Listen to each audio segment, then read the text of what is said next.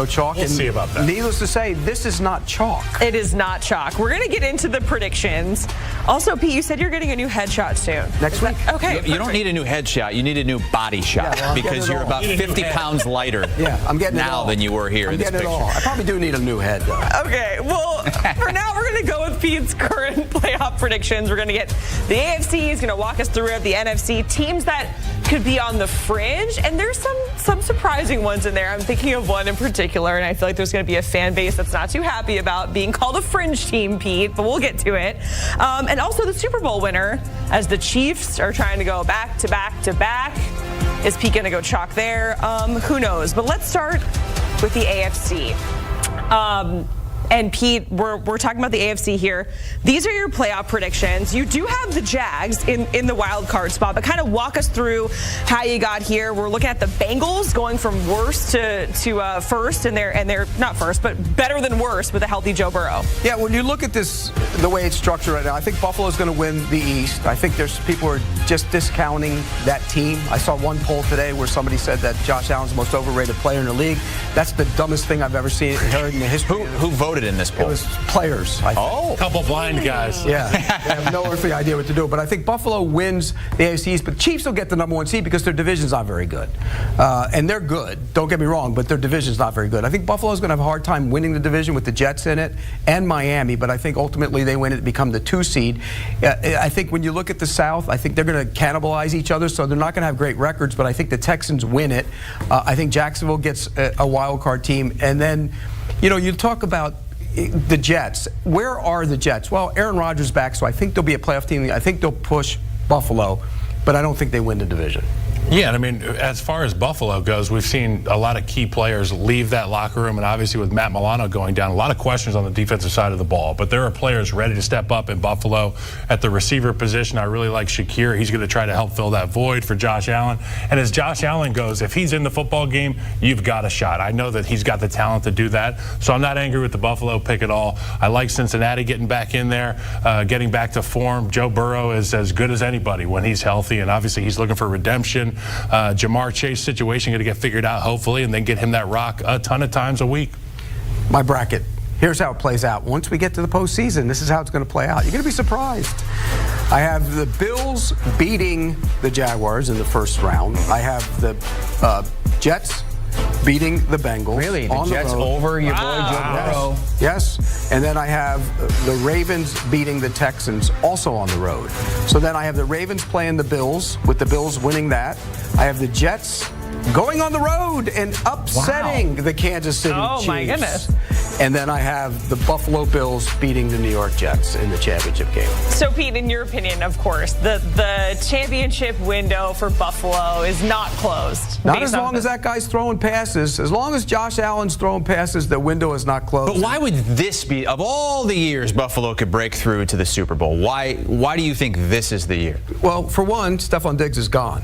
You're going to say, well, that's addition by subtraction to you? That is addition by subtraction. He didn't do anything in the last 10 games of the season, and he was a guy being there for a couple of days. I can tell you they're not sad that he's gone.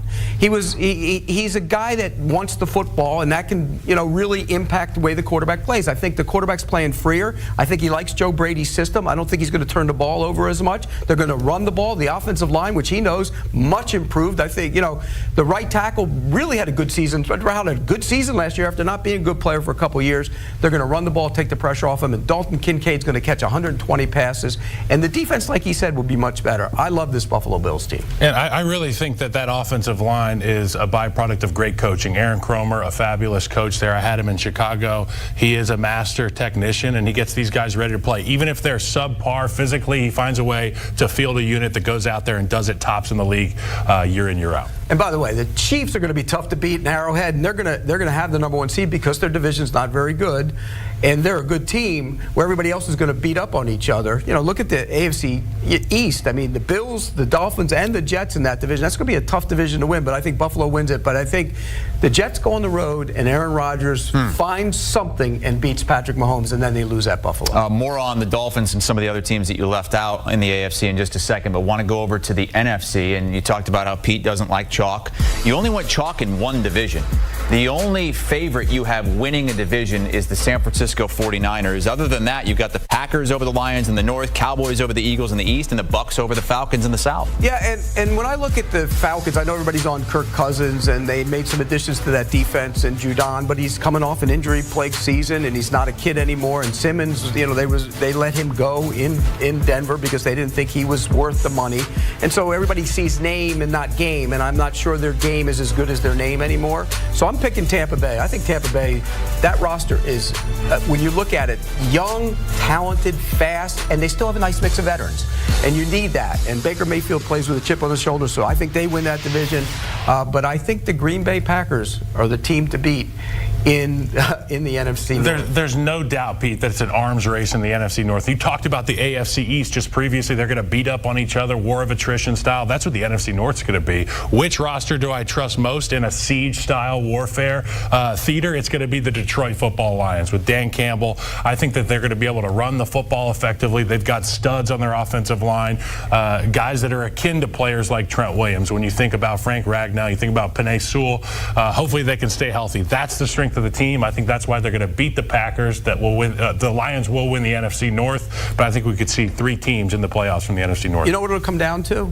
It'll be in a big game against Green Bay. It'll be 4th down late in the game, and all he needs is a field goal to tie the game, and Dan Campbell will decide to go for it, and it'll cost his team, much like he did last year in the game. 17 points in the Bay Area. Yeah. They had the lead on the San Francisco 49ers. But he had a chance to kick a tying field goal, and he Sad didn't do to it. watch. Packers could have field goal issues too, though. They released their kicker who missed a bunch of kicks last season earlier in the week. Pete, take us through your bracket in the NFC. We know you have the Bills coming out of the AFC. Who is going to face them here with these matchups? Well, I have. When you look at the Packers, I think the Packers will beat the Rams this time around at home again, and then I think the Cowboys, who I think will win the division, will beat the Eagles in the playoffs, and then the Bucs will beat the Lions at home because the Lions will be a wild card team. And the Bucs, by the way, were right in it with the Lions last year in the playoffs on the road. The Bucs will go to San Francisco. The 49ers will win that game. Green Bay will beat the Cowboys, and then Green Bay, who probably should have won at San Francisco last year, will go in and beat San Francisco as the 1 seed and go to the Super Bowl. I disagree with you here on the NFC East pick that you made. You had the Dallas Cowboys finishing ahead of the Eagles. I think the Eagles are loaded. They're ready to reinvent themselves and show the world why they are still a threat in the class of the NFC East. I worry about collapse. Teams that collapse, sometimes you have a problem with that. There's a disconnect, and I know their pass rush is an issue now. You know, got to get a bunch of young guys to go in there and do some things, and that's a concern.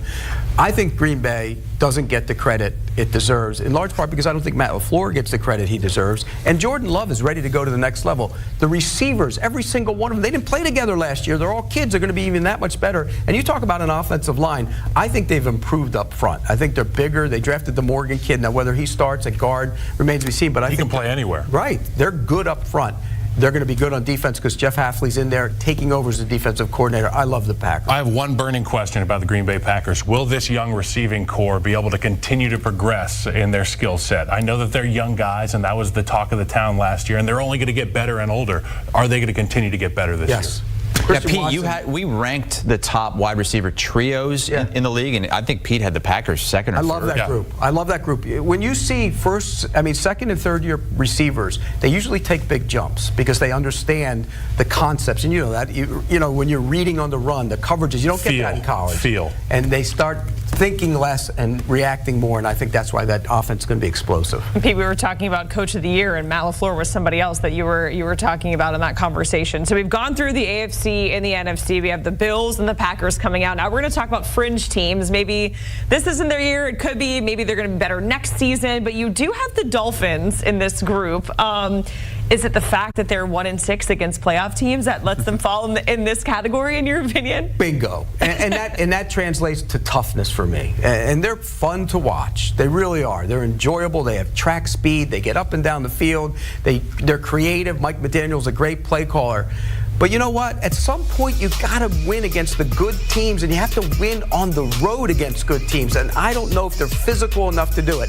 It's his style. That's who he is. He's not one of those tough guy coaches that's going to, you remember, Fangio was there last year. He's a tough guy coach. They got rid of him because they didn't like the way he handled that group.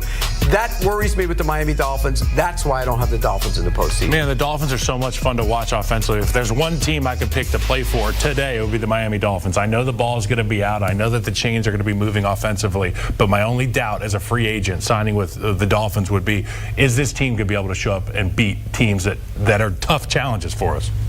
No Bears. No, I think they're a year away. I like where they're going. I like where they're heading. A year away from what? From being the Super Bowl? A contender for the Super Bowl. Yes, I believe that. I think they're going to go. They're one of those teams that's going to push for the last wild card spot. I don't think they're going to get there, but I do think they're going to get there the next year and push for even more. Okay, so Kyle's writing that down. He'll remember that. Well, he's a homer, later. though. I mean, he's got two teams. If he played for all 32 teams, he'd sit here and be a homer for all 32. I'd have the best football podcast in America. Now he's just a homer for 2. No Browns either over in the AFC. You don't think Deshaun Watson? I worry about the quarterback situation. Yeah, I mean, Deshaun Watson, is he going to be on the field? He's played 12 games in 2 years. That's a concern. It's a great job if you get it, $230 million for 12 games. That unit is so elite up front in Cleveland. I think you and I could play quarterback and do decent in Stefanski's offense. Yeah, and they also don't have their running back either. I mean, I like Jerome Ford, but they don't have their running back. Just follow me, big guy. Huh? Just Where's your me. paper? I didn't see your pick. Pete's predictions here, and he's got an interesting Super Bowl. It's Buffalo coming out of the AFC to face the Packers in the NFC. You can get a major plus money on both of those teams matching up for the Super Bowl. How would you see that matchup going down, Pete? I like the Packers. I think the Packers are winning it all. I really do. I like the makeup of this team. I think when you look at it, I mentioned the offense. Well, go to the defense. The cornerbacks and the secondary, you're adding Xavier McKinney to that back end of that defense is a big addition for them. The pass rush will be better because they're going to play the 4-man front. I thought they were a little miscast in what they used to do. This is going to be a much more aggressive unit. I love this team across the board. I don't think the matchups bodes well for the Buffalo Bills. I think about the tight end position in Green Bay. Luke Musgrave's a guy that's going to have a big blow-up year this year in a good way. I don't think they can match up with him with their current roster on defense in Buffalo. And Pete, we talked about them being young. What if it's not the Bills, if it is the Kansas City Chiefs again? Does that worry you a little bit, where you have Patrick Mahomes and all that experience and he knows how to come up in those big moments? It really pains me not to pick Patrick Mahomes. I mean, come on, let's be real. It's hard to pick against that group, but three-peating is hard. Yeah. That's what I have to do. I will say this. Sorry, Bills fans. I know if you get there and you don't win it, it's going to be agonizing again. But I think Green Bay's a better team right now. All right, Pete, Kyle getting us ready for week 1 of the NFL.